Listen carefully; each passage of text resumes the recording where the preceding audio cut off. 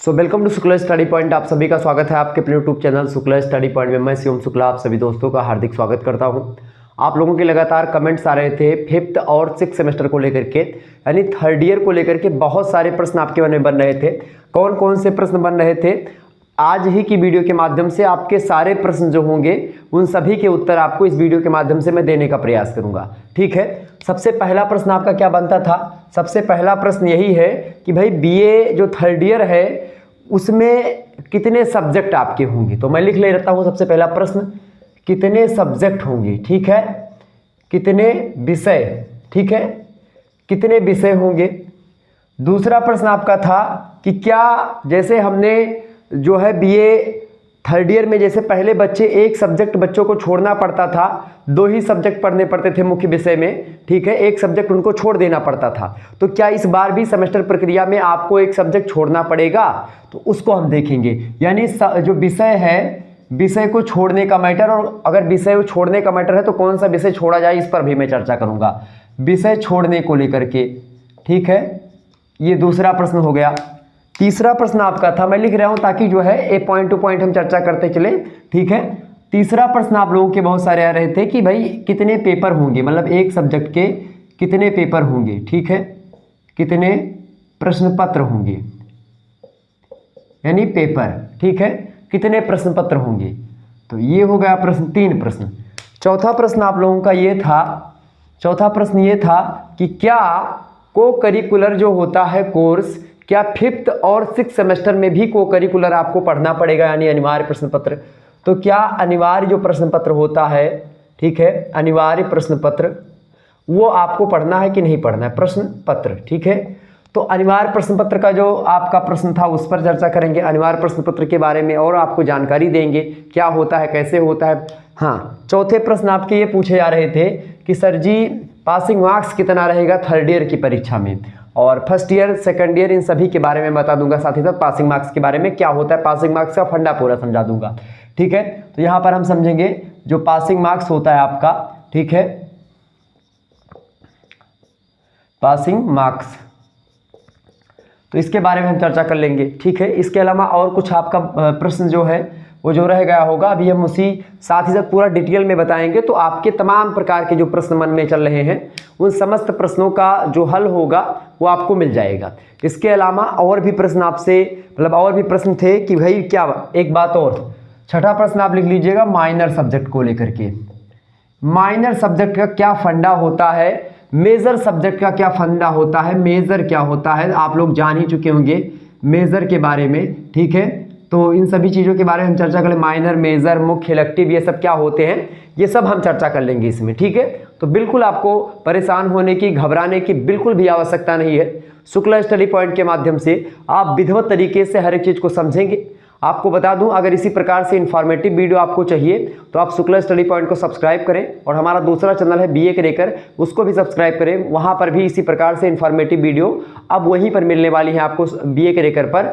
Shukla study point पर आपकी classes धुआंधार तरीके से होती हैं। फिफ्थ सेमेस्टर के सिलेबस लगभग हमने अधिकतर सब्जेक्ट के दोनों पेपर के कंप्लीट करवा दिए हैं, मतलब सिलेबस अपलोड कर दिया है, सिलेबस डिस्कशन जिसको कहते हैं। बाकी अब उस पर क्लासेस लेना बाकी है। मॉडल पेपर और क्लासेस मैं जल्द ही दे दूंगा। उसके बाद में खास करके क्लासेस मैं चैप्टर वाइज करता रहूंगा। इसी बीच में पहले एक एक मॉडल पेपर भी सबको देने का प्रयास करूंगा, ताकि आप ये पता कर सकें कि आपकी परीक्षा में प्रश्न कैसे आने वाले हैं।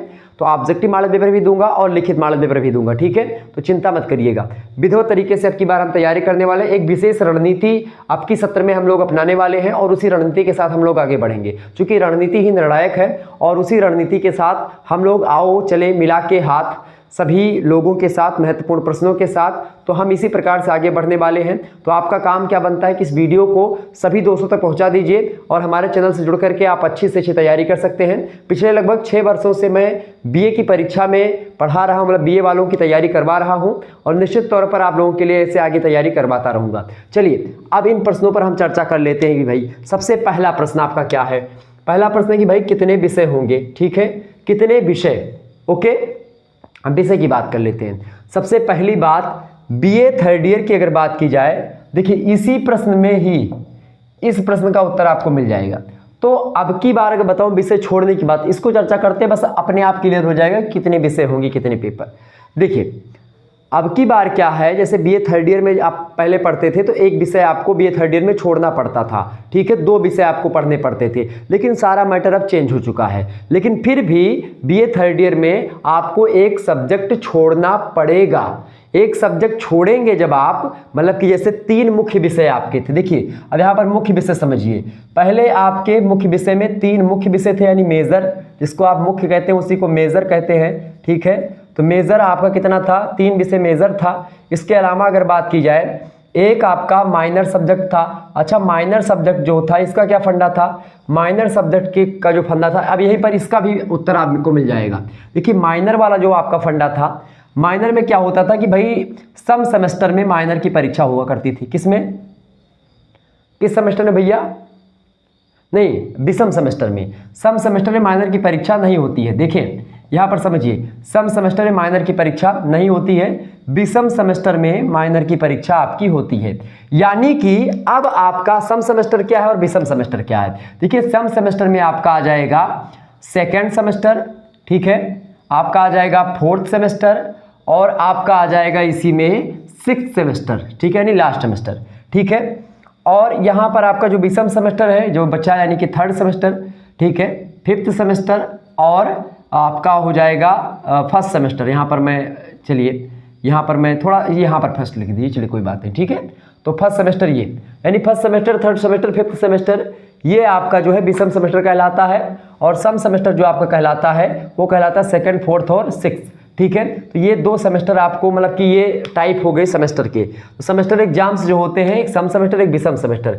सम सेमेस्टर जो परीक्षाएं होती हैं उनमें जो माइनर वाला कोटा होता है उसकी परीक्षाएं नहीं होती हैं, और विषम वाले में माइनर की परीक्षाएं भी होती हैं। अर्थात विषम सेमेस्टर में एक प्रश्न पत्र आपको एक प्रकार से, मतलब एक पेपर आपको देना होगा, ठीक है, माइनर सब्जेक्ट का, मुख्य विषय नहीं है, माइनर सब्जेक्ट के रूप में, ठीक है। अच्छा, इसमें फंडा क्या है अब आपको समझा दूं। जैसे आप बीएससी कर रहे हैं, बीएससी कर रहे हैं तो बीएससी करने के साथ साथ आपको एक विषय आर्ट के मिल सकते हैं, जैसे हिंदी मिल गया, या फिर ऑप्शन में रहते हैं सोशियोलॉजी हो गया, एजुकेशन हो गया, पॉलिटिकल साइंस में हो गया, तो एक आपको माइनर मिल गया, उसको आप पढ़ेंगे तो थोड़ा सा क्या होगा, कॉम्बिनेशन बनेगा, खास करके इसीलिए माइनर सब्जेक्ट का मतलब सहयोगी विषय मान सकते हो आप, ठीक है। तो इस प्रकार से रख दिया गया ताकि आप उसको पढ़ें और थोड़ा सा इधर उधर की बातों को भी जाने, मतलब जैसे कि आप साइंस बैकग्राउंड से हैं तो आप आगे चल करके यह ना कह पाएँ कि हमने आर्ट्स के विषय नहीं पढ़े, ठीक है। तो कुछ आर्ट्स आपको भी जानना चाहिए। साइंस वाले, मतलब आर्ट वालों में क्या है, मंतव्य कुछ यही ऐसा ही रहा कि जो साइंस वाले जो बच्चे हैं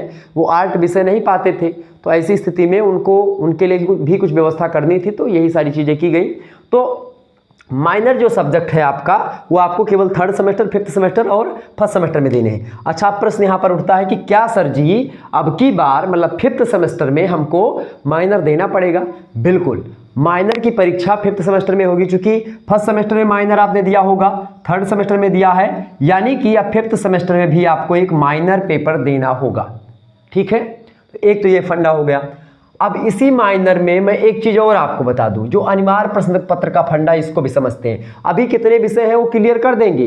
सबसे मेन पॉइंट आपका था विषय छोड़ने वाला, ठीक है। तो मैंने आपको बताया कि भाई हाँ ये विषय छोड़ेंगे। तो पहले ये था कि भाई 3 मुख्य विषय थे, एक माइनर था, अब माइनर वाला फंडा आपका क्लियर हो गया यहाँ पर। अब तीसरा जो आता है वो आता है अनिवार्य प्रश्न पत्र वाला। तो अनिवार्य प्रश्न पत्र की अगर हम बात करें, भैया बड़े ध्यान समझिएगा, ठीक है। अगर पसंद आ रहा तो वीडियो को लाइक जरूर कर दीजिएगा। चलिए, तो जो आपका अनिवार्य प्रश्न पत्र है ये हर एक सेमेस्टर में होना कंपलसरी है। जैसा कि नाम से पता है, को करिकुलर, मतलब कि अनिवार्य प्रश्न पत्र या अनिवार्य सहगामी पाठ्यक्रम, ठीक है, जिसको कहते हैं। तो ये आपको पढ़ना पड़ेगा अनिवार्य प्रश्न पत्र। आपको सम सेमेस्टर बोले और विषम सेमेस्टर दोनों में, यानी सम में 3 आपके और विषम के 3, यानी कुल मिलाकर के जितने सेमेस्टर आपको पढ़ना है। अब जितने सेमेस्टर क्या, अब आपका प्रश्न ये उठता है यहाँ पर कि कितने सेमेस्टर हमको पढ़ना है, ठीक है। तो मैं आपको बताऊंगा कि आपको बीए में 6 सेमेस्टर पढ़ना है। 6 सेमेस्टर में आपका बीए कंप्लीट होने वाला। क्या कंप्लीट होगा भैया? 6 सेमेस्टर में आपका बीए कंप्लीट होगा, ठीक है। अब देखें, यानी कि कितने, तो मैं आपको समझा रहा था अनिवार्य प्रश्न पत्र के बारे में, यानी अनिवार्य प्रश्न पत्र आपको सभी सेमेस्टर में कंपलसरी है। किसमें भाई? सभी सेमेस्टर में आपको अनिवार्य प्रश्न पत्र देना है। सभी सेमेस्टर में आपका अनिवार्य प्रश्न पत्र होगा। 1st सेमेस्टर में आप लोगों ने अनिवार्य प्रश्न पत्र में क्या पढ़ा था? 1st सेमेस्टर में आप लोगों ने पढ़ा था फूड न्यूट्रिशन एंड हाइजीन को।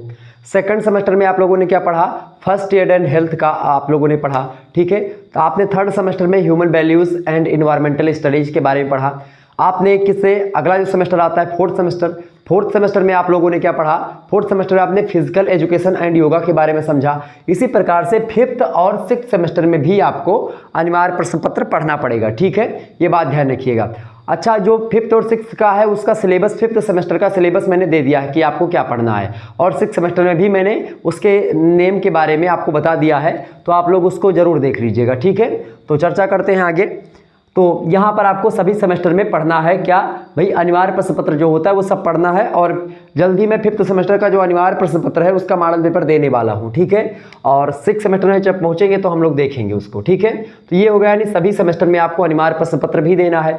अब यहाँ पर क्या हो गया, 3 मुख्य विषय आपके मतलब में से आपको एक विषय माइनस कर देने हैं। यानी अब की अगर बात की जाए वर्तमान में, यानी थर्ड ईयर में अगर बात करें तो आपको 2 मुख्य विषय पढ़ने होंगे, लेकिन यहाँ पर फंडा आपका आता है कितने प्रश्न पत्र वाला। अब इस प्रश्न का उत्तर आपको यहाँ पर मिल जाएगा। देखिए 2 मुख्य विषय जरूर होंगे आपके, तो देखिए एक मान लेते हैं ए विषय है और एक बी विषय है आपका, ठीक है, और एक विषय आपका और मुख्य वाला था, तो एक विषय को आपको मुख्य वाले को छोड़ना पड़ेगा। अभी बताऊंगा कौन सब्जेक्ट जो है इंपॉर्टेंट होते हैं और कौन सब्जेक्ट आपको छोड़ देने चाहिए, उस पर भी मैं चर्चा करूंगा। जानते हैं कि आपके मन में वही प्रश्न उठ रहा है, लेकिन अभी मैं चर्चा कर रहा हूं तुरंत, जस्ट बने रहेगा वीडियो में। 2 मुख्य विषय की अगर बात की जाए तो जो ए मान लेते हैं आपने 2 विषय लिया, चूज कर लिया आपने, तो जो एक विषय होगा उसमें फर्स्ट पेपर और सेकंड पेपर होंगे, ठीक है, फर्स्ट पेपर और सेकंड पेपर। ये सभी विश्वविद्यालयों का मैं पूरा क्राइटेरिया समझा रहा हूं, ठीक है। पहले क्या होता था, दीनदयाल उपाध्याय लखनऊ विश्वविद्यालय को अगर छोड़ दें तो बाकी विश्वविद्यालय में एक ही पेपर एक सब्जेक्ट के होते थे, लेकिन दीनदयाल उपाध्याय और लखनऊ में एक सब्जेक्ट के 2 पेपर होते थे फर्स्ट सेमेस्टर से ही लेकर के। लेकिन राम मनोहर लोहिया, वीर बहादुर सिंह पूर्वांचल और चौधरी चरण सिंह मेरठ विश्वविद्यालय हुआ, या सिद्धार्थ विश्वविद्यालय हो गया, या अन्य विश्वविद्यालयों की बात करें चौधरी चरण सिंह मतलब विश्वविद्यालय, CSGM यानी जो है आपका छत्रपति साहू जी महाराज विश्वविद्यालय, भीमराव अम्बेडकर यूनिवर्सिटी, या इसी प्रकार से जितने भी विश्वविद्यालय, महात्मा गांधी काशी विद्यापीठ के समय पेपर ही चल रहे हैं, वहाँ पर भी एक ही परीक्षा मतलब एक ही पेपर होता है, ठीक है। तो ये देखिए ध्यान रखिएगा। अच्छा, महात्मा गांधी काशी विद्यापीठ का जो पेपर होता है उसमें विषम सेमेस्टर जो है उसकी परीक्षाएं लिखित होती हैं और सम सेमेस्टर की परीक्षाएं ऑब्जेक्टिव होती हैं। यानी इस बार फिफ्थ सेमेस्टर में परीक्षाएं लिखित होंगी और पेपर ऑब्जेक्टिव चल रहा है इस समय, ठीक है। तो ये ध्यान रखिएगा थोड़ा सा। देखिए तो मुख्य विषय जो है इसमें आपको 2 पे देने होंगे, ऑलरेडी मैं इस चीज पर चर्चा कर चुका हूँ। तो जो फर्स्ट आपका पेपर है मतलब फर्स्ट जो है आपका, यानी फर्स्ट पेपर है एक सेकंड पेपर, यानी एक सब्जेक्ट के अब 2 पेपर आपको देने होंगे, ठीक है, और दूसरे सब्जेक्ट के भी आपको फर्स्ट एंड सेकंड 2 पेपर देने होंगे। इस प्रकार से 4 पेपर आपको 4 दिन देने होंगे, ये 4 पेपर आपको देने होंगे, ठीक है, 2 विषय के, मुख्य विषय के। और फिफ्थ सेमेस्टर में चूंकि आप हैं तो एक माइनर वाला भी आपको देना पड़ेगा। हो सकता है आपको माइनर में एक ही पेपर दिया जाए, ठीक है, माइनर का एक ही पेपर मेरे हिसाब से देना चाहिए। अब अभी थोड़ा सा इस पर संशय है, जैसे ही क्लियर होता है मैं इसको भी किसी वीडियो में आपको बता दूंगा, ठीक है। तो माइनर का एक पेपर मान लेते हैं, तो 4 और 1 कितना हो गया आपका 5 पेपर ये, और एक अनिवार्य वाला जो प्रश्न पत्र मैंने बताया था आपका को करिकुलर, ठीक है, को करिकुलर की अगर बात की जाए तो एक वो हो गया, यानी कि 4 और 2 6 पेपर आपके। अच्छा, अनिवार्य प्रश्न पत्र जो होगा उसका एक पेपर होगा और माइनर का भी एक होगा। लगभग 90% आपका मैं बता रहा हूं जो माइनर वाला है ये 90% क्लियर है कि एक ही होगा। 10% थोड़ा सा संशय है और वो संशय हटा ही दीजिए चूंकि एक ही पेपर होगा माइनर का, ठीक है। तो माइनर में एक पेपर होगा और जो अनिवार्य प्रश्न पत्र है को करिकुलर उसका भी एक पेपर होगा, यानी 4 पेपर आपके मुख्य विषय के और एक आपका माइनर का और एक अनिवार्य का, यानी 4 और 2 कितने हो गए 6 पेपर आपको ये देने पड़ेंगे, ठीक है, 6 पेपर आपके ये देने पड़ेंगे। और बाकी एक आध पेपर अगर इलेक्टिव में आपको देना पड़ेगा, जैसे फूड प्रोसेसिंग या कुछ ऐसे करके दे देता है, तो अगर वो देना होगा तो वो 4th सेमेस्टर में आप मतलब कि 6th सेमेस्टर में आपको जा करके देगा, इलेक्टिव वाला हो सकता है, ठीक है। तो थोड़ा सा इस पर देखेंगे। 6 पेपर तो आपके एकदम क्लियर हैं कि ये 6 पेपर आपको देने हैं, ठीक है, बस इतना ध्यान रखिएगा, यही 6 पेपर आपके मुख्य हैं। बाकी जो चीजें होंगी प्रैक्टिकल वगैरह या प्रोजेक्ट वगैरह आपको जो तैयार करना है वो आपको आपके कॉलेज में इंफॉर्मेशन दे दी जाएगी कि भाई प्रोजेक्ट क्या बनाना है, कैसे बनाना है, कैसे बनाना ये आप पे डिपेंड करता है, लेकिन आपको किस टॉपिक पर बनाना है वो आपके कॉलेज में डिसाइड होगा।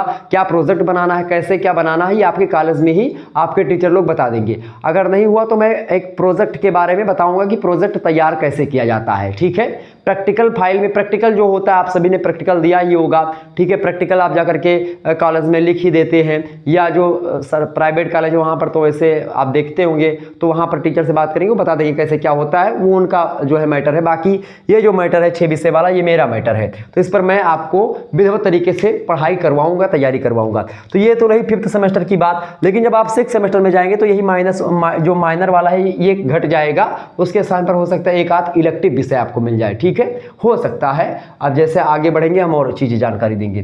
तो एक विषय आपको यहाँ पर छोड़ देने, यानी कि एक विषय आपका यहाँ पर माइनस होगा, ठीक है। कितने विषय होंगे? 2 विषय होंगे। एक विषय बिल्कुल छोड़ना है। 2 प्रश्न का उत्तर होगा। कितने पेपर, यानी पेपर को मिलाकर कितने हो गए आपके? 6 पेपर यहाँ पर आपको देने 5th सेमेस्टर में, और 6 ही जाकर के पड़ेगा आपका 6th सेमेस्टर में भी, ठीक है। मिला जुला करके 6 ही कर देंगे। इसके अलावा 6th सेमेस्टर में मैं चर्चा करूंगा तो बता दूंगा अनिवार्य प्रश्न पत्र का पेपर होगा कि नहीं होगा। बिल्कुल होगा। होगा तो किस फॉर्म में होगा? तो होगा भैया किस फॉर्म में? ऑब्जेक्टिव फॉर्म में होगा। ऑब्जेक्टिव फॉर्म में कैसे होगा? जैसे आप लोग देते आए हैं 4th सेमेस्टर तक, वैसे ही पेपर होगा 5th सेमेस्टर, जिसमें 75 प्रश्न पूछे आते हैं। उस यूनिवर्सिटी में 75 प्रश्न आएंगे। जिसमें 100 पूछे आते हैं उसमें 100 आएंगे। जिसमें 50 पूछे आते हैं उसमें 50 आएंगे। मतलब जिस विश्वविद्यालय में जैसे हुआ है 4th सेमेस्टर तक अभी तक, वैसे ही आगे अनिवार्य प्रश्न पत्र का पेपर होने वाला है। अनिवार्य प्रश्न पत्र में पासिंग मार्क्स जो रखी जाती है वो 33% रखी जाती है। बात ध्यान रखिएगा, ठीक है। 100 में से अगर आप 33 नंबर पाते तो आपको पास कर दिया जाता है। क्लियर, समझ में आ रही बातें? कुछ विश्वविद्यालयों में 40% रखा गया है, लेकिन फिर भी 33% आपको अगर पा जाते, 33 के ऊपर है 33%, तो आपको पास कर दिया जाएगा, ठीक है, को करिकुलर में। यानी 100 प्रश्न में से मैं मान ले रहा हूँ 100 प्रश्न आपको दिए करने के लिए, या 100 नंबर का आपका पेपर है, तो उसमें से अगर आप 33 नंबर पाते हैं तो आपको पास कर दिया जाएगा, ठीक है। इसका नंबर मार्कशीट में ऐड नहीं होता है, ये बात। और यहाँ पर एक बात और ध्यान देनी है, माइनस मार्किंग भी नहीं होती है ऑब्जेक्टिव परीक्षा में। बीए में खास करके, बीए बीएससी बीकॉम में ऑब्जेक्टिव परीक्षा में खास करके मैं बताऊं तो माइनस मार्किंग नहीं होती है। ये बात भी ध्यान रखिएगा। बहुत सारे बच्चे कमेंट करते हैं कि सर जी ये बताइए कि माइनस मार्किंग होती? बिल्कुल नहीं होती। आप तुक्का लगा सकते हो। अगर आपको प्रश्न नहीं पता है, मारो तुक्का और सही होगा। 100% 4 लगाओगे, एक आध तो सही हो जाएगा महाराज। तो छोड़ करके मत आना बस, ठीक है। बाकी तो आप जो प्रश्न नहीं आ रहा उनमें तुक्का लगा दीजिएगा। 10 प्रश्न मारा, 4 सही हो गया तो बढ़िया, 4 नंबर पास हो गए, ठीक है। अगर नहीं करके आएंगे तो छूट जाएगा। कोई ये कंपटीशन तो है नहीं, तो आप लोग जो है थोड़ा सा तुक्का भी लगा दीजिएगा अगर नहीं आ रहा है तो। बाकी आ रहा है तो अपना देखिएगा, बढ़िया से करिएगा। वैसे आपको सारा चीज़ आएगा ही। शुक्ला स्टडी पॉइंट की वीडियो ही इतनी इन्फॉर्मेटिव होती हैं, आप लोग ही एक प्रकार से मुझे बताते हैं, आकर के कमेंट करते हैं, बड़ी खुशी होती है। और मैं बड़े खुश होकर के लोगों से बताता हूँ कि भाई देखो ये जो है बच्चों ने कमेंट किया है, ये पढ़ाया है, ठीक है। मतलब मैंने पढ़ाया और बच्चों के मोटिवेशन के द्वारा ही हमें ऊर्जा मिलती है, और उस ऊर्जा के माध्यम से मैं आपके लिए काम करता हूँ और पढ़ाता हूँ, ठीक है। तो आप लोग जो है विधिवत तरीके से तैयारी करेंगे। ये हो गया। अब बच कौन सा? पासिंग मार्क्स भी आपका इसी में हो गया ना। मैं बता रहा था कि मैं जब बताऊंगा तो सारा डिटेल बताऊंगा तो आपका सारा चीज़ हो जाएगा। कितने प्रश्न वाला फंडा भी हो गया, मेजर माइनर वाला ये भी फंडा हो गया आपका। अब ये प्रश्न आपका बच रहा है कि भाई कौन सा विषय छोड़ें, ठीक है। अगर आप कहें तो इस पर मैं एक सेपरेटली वीडियो बना दूंगा, लेकिन फिर भी अभी आप यहाँ पर मान लीजिए जैसे छोड़ने को लेकर के, जैसे मैं आपको बताऊं, जैसे जियोग्राफी सब्जेक्ट है। जियोग्राफी जो सब्जेक्ट है आपका, वो सब्जेक्ट आपका प्रैक्टिकली सब्जेक्ट होता है। वास्तव में प्रैक्टिकल प्रोजेक्ट दोनों उसमें तैयार करना पड़ेगा। थोड़ा कठिन जरूर होता है, लेकिन प्रैक्टिकल में हो सकता है नंबर आपके ठीक ठाक मिल जाए। प्रैक्टिकल में चूंकि नंबर मिल जाता है और कुछ में नहीं मिलता है। जियोग्राफी हो गया। होम साइंस अगर आप है तो आप उसको लिए रहें, ठीक है। होम साइंस, जियोग्राफी, ये सब मत छोड़िएगा, इंपॉर्टेंट सब्जेक्ट हैं, ठीक है। हिंदी के साथ अगर आप संस्कृत लिए हुए हैं तो आप हिंदी संस्कृत को लिए रखिएगा और सब्जेक्ट को छोड़ दीजिएगा, ठीक है। हिंदी संस्कृत चूंकि आपका कॉम्बिनेशन सब्जेक्ट है तो इसीलिए उसको मत छोड़िएगा। पॉलिटिकल साइंस और आपने हिस्ट्री लिया हुआ है तो आप हिस्ट्री और पॉलिटिकल साइंस लिया तो दोनों को मत छोड़िएगा। आप जो तीसरा लिए हैं उसको छोड़ दीजिएगा। तो इस प्रकार से कुछ सब्जेक्ट होते हैं जिनको आपको लेना ही चाहिए और वो आपको फायदा देंगे, एक जैसे प्रतीत होते हैं, ठीक है। ये बात ध्यान रखिएगा। इसी प्रकार शिक्षा शास्त्र अगर आपने लिया है तो शिक्षा शास्त्र को भी लिए रखिएगा, क्योंकि शिक्षा शास्त्र करने से आपको बेनिफिट होता है। एमए वगैरह करेंगे तो उसमें थोड़ा आपको बीएड वगैरह को लेकर के थोड़ा सा आसानी होती है, क्योंकि बीएड में भी शिक्षा शास्त्र आपका एक प्रकार से ही आता है, शिक्षा शास्त्र के माध्यम से। तो शिक्षा शास्त्र इंपॉर्टेंट है। तो ये सब थोड़ा सा आप जान लीजिए, ठीक है। तो शिक्षा शास्त्र लिए तो उसको आपको नहीं छोड़ना है, क्योंकि हो सकता है आपने अगर दूसरे सब्जेक्ट से एमए किया है, फिर मन कर रहा है एमए करने का, तो आप शिक्षा शास्त्र से एमए कर लेंगे तो मास्टर्स ऑफ एजुकेशन हो जाएगा। तो वो ज़्यादा इंपॉर्टेंट होता है और वो इफेक्टिव भी लगेगा। अगर आप जो है हिंदी के साथ संस्कृत नहीं लिए होते हैं तो क्या होगा कि आप टीजीटी और पीजीटी की परीक्षा नहीं दे पाएंगे। ठीक है, ये सारी चीज़ें थोड़ा सा अभी से क्लियर करके पढ़ेंगे तो ज़्यादा बेनिफिट होगा। क्योंकि जब मैं पढ़ रहा था मुझे कोई बताने वाला नहीं था, मैंने हिंदी पढ़ा लेकिन मैं संस्कृत नहीं पढ़ा। ठीक है, तो हिंदी पढ़ लिया हमने तो मैं टीजीटी पीजीटी का परीक्षा अब नहीं दे सकता हूँ। ठीक है, लेकिन मैं पीएचडी कर सकता हूँ, नेट की परीक्षा दे सकता हूँ। समझ रहे हैं ना।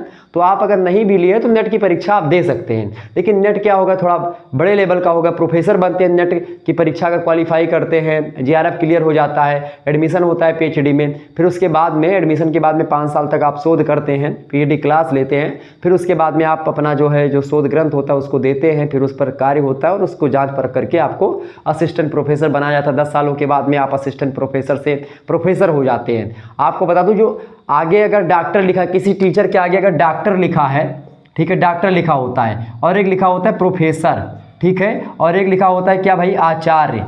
समझ रहे हैं इन चीज़ों को। तो जो डॉक्टर होता है वो एक प्रकार से जो डॉक्टर होता है वो सबसे पहले जो असिस्टेंट प्रोफेसर होते हैं उनके आगे डॉक्टर लिखा जाता है। जो प्रोफेसर इन 10 साल तक असिस्टेंट प्रोफेसर रह चुके होते हैं, 10 साल सीनियर जो असिस्टेंट प्रोफेसर होते हैं उनको प्रोफेसर का दर्जा मिल जाता है, वो प्रोफेसर हो जाते हैं और फिर लगातार काम करते करते विभागाध्यक्ष बना दिए जाते हैं। एक समय आते थे आचार्य जो होते हैं विभागाध्यक्ष से पहले हो जाते हैं। आचार्य मतलब जब ज़्यादा प्रोफेसर भी एक प्रकार से कई साल तक आप प्रोफेसर रहते तो उसके बाद में आपको आचार्य की डिग्री में मतलब आचार्य आपको कहा जाने लगता है। तो इस प्रकार से ये सारी चीज़ें हैं, समझ रहे चीज़ों को। तो ये आपका हो गया, सारे जो है चीज़ें थी, इन्फॉर्मेटिव चीज़ें थी, उसको मैंने आपको बता दिया। तो ये सब थोड़ा ध्यान रखिएगा। आपका मिलिट्री साइंस बढ़िया सब्जेक्ट है, अगर आप पढ़ रहे हैं तो ठीक ठाक विषय है, वो भी प्रैक्टिकली सब्जेक्ट है। प्रैक्टिकली सब्जेक्ट तो आपका उतना मतलब मैटर है, प्रैक्टिकली सब्जेक्ट का भी बड़ा मैटर है इस समय। ठीक है, तो ये मत सोचिएगा कि सब खत्म हो गया, उसमें आपको कॉलेज से भी नंबर मिल जाएगा। ठीक है, ये बात ध्यान रखिएगा।